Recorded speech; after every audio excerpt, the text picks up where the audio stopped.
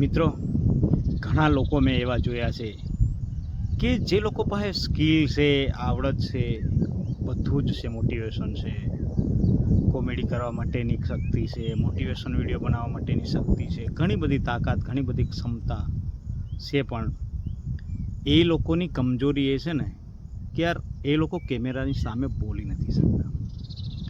એ લોકો 5 માણસો 50 માણસોની વચ્ચે બોલી નથી શકતા. એક દુઃખની વાત છે. એટલે હું તો એવા લોકો માટે આ વિડીયો બનાવી રહ્યો છું કે યાર એ લોકો એવું વિચારે કે યાર હું કઈ રીતે બોલું કેમેરાની સામે, મને ડર લાગે છે.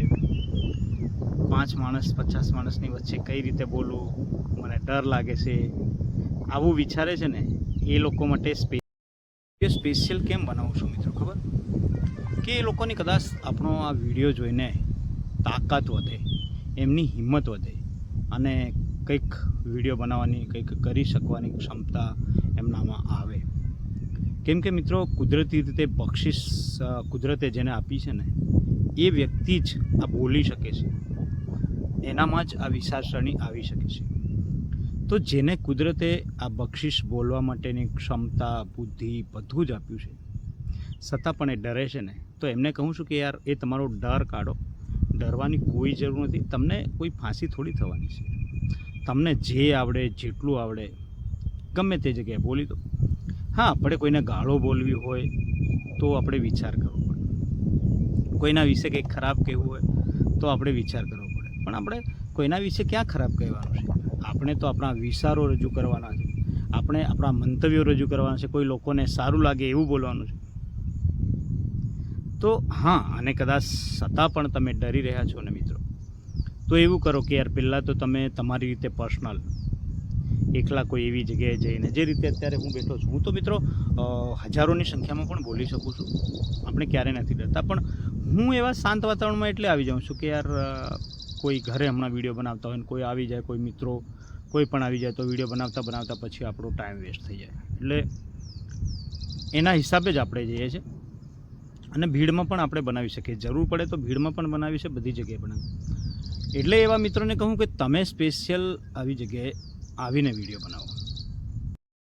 મેં ઘણા મિત્રો જોયા છે, ઘણા એટલે કે ઘણા મિત્રો એવા જોયા છે, મારા અંગત મિત્રો.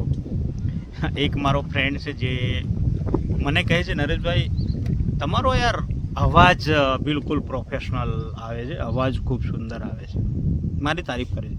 એટલે કદાચ મને સારું લગાડવા પણ કરતો હશે, એવું પણ હોઈ શકે છે. અને એ એમ કહે કે યાર મારો અવાજ સારો નથી, એટલે કે એ વ્યક્તિનો અવાજ સારો નથી, મિત્ર મને કહે છે. અને તારો અવાજ તો યાર બિલકુલ પરફેક્ટ છે, આવું મને કહે છે.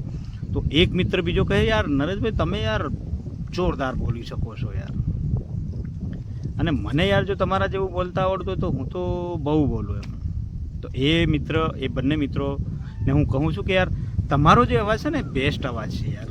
તમારી પાસે જે સ્કિલ છે ને, સ્કિલ પણ ખૂબ સરસ છે, સારી છે, પણ તમે પોતે ડિમોટિવેટ થઈ રહ્યા છે, પોતે તમે એવું નેગેટિવ વિચારી રહ્યા છો ને, એટલે તમને એવું લાગે. મિત્રો બીજાનામાં યાર તમે સારું જોવો છે ને, એ જ વસ્તુ પોતાના પ્રત્યે રાખો યાર, પોતાને પ્રેમ કરો, પોતાના પ્રત્યે પણ એવું રાખો. તમારો અવાજ છે ને એ બેસ્ટ અવાજ છે, તમારું બોલવાનું પણ બેસ્ટ છે, એટલે પોતાને યાર મહત્ત્વ આપો મિત્રો. એટલે મારા મિત્રોને, સ્પેશિયલ મિત્રો માટે છે આ કે યાર તમે મને કહો છો કે નરેશભાઈ બેસ્ટ બોલે છે, એમનો અવાજ સારો છે, ક્લિયર અવાજ છે. એક મિત્ર કહે છે મારો અવાજ તો યાર દબાઈને આવે છે, અમુક વાર દબાઈ જાય, જાડો થઈ જાય, પાતળો થઈ જાય.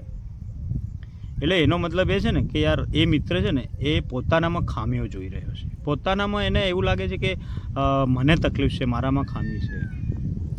તો એક મિત્ર એવું વિચારે કે યાર હું નરેશભાઈ જેવું હું કરી શકતો તો. પણ એવા મિત્રોને હું કહેવા માગું છું કે યાર નરેશભાઈ જેવું નહીં, પણ તમે મારાથી પણ બેસ્ટ કરી શકો છો. તમે બેસ્ટ વ્યક્તિ છો, બેસ્ટ અવાજ છે, આ અવાજ સાથે તમે ગમે તે મુકામ પર પહોંચી શકો છો. આ કુદરતી રીતે છે યાર, જે પણ અવાજ છે ને તમારામાં એ કુદરતની બક્ષિસ છે. એટલે આપણને અવાજ આપ્યો છે ને એના માટે ભગવાનને શુક્રિયા અદા કરો કે ખૂબસૂરત અવાજ છે તમારો. એ તો તમને એવું લાગે. એક એક્ઝામ્પલ આપું કે હંમેશા બીજાની વસ્તુ છે ને એ આપણને વધારે પસંદ આવે છે. આ એક્ઝામ્પલ છે, બીજાની વસ્તુ આપણને વધારે પસંદ આવે છે, પણ આપણી જે છે ને, આપણી પાસે જે છે ને, અને આપણી જે વસ્તુ છે ને એ બેસ્ટ સમજો યાર, તો જ જીવનમાં આગળ વધશો. આપણી પાસે જે છે ને એ સૌથી બેસ્ટ છે, સૌથી સારું છે. એનામાં ખુશ રહો અને એને લઈને આગળ વધો યાર, તો જિંદગી ખૂબ ખુશીથી જીવશો અને તમે તમારી જીવનમાં તમે પ્રેરણારૂપ બની જશો મિત્રો.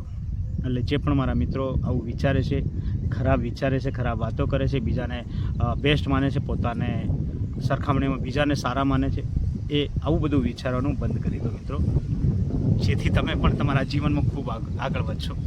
તો મિત્રો તમને મારા મોટિવેશન વિડીયો સારો લાગતો હોય અને તમને કંઈક શીખવા મળતું હોય તો વધુને વધુ લોકોને શેર કરજો, જેથી મારી આ સુપરસ્ટાર દેશપ્રેમી ચેનલને સબસ્ક્રાઈબરો પણ મળે અને લાઈક પણ કરો યાર મિત્રો, એવું હું આશા રાખું છું. જેથી મારી આ સુપરસ્ટાર દેશપ્રેમી ચેનલને સબસ્ક્રાઈબ કરો. બાય બાય દોસ્તો.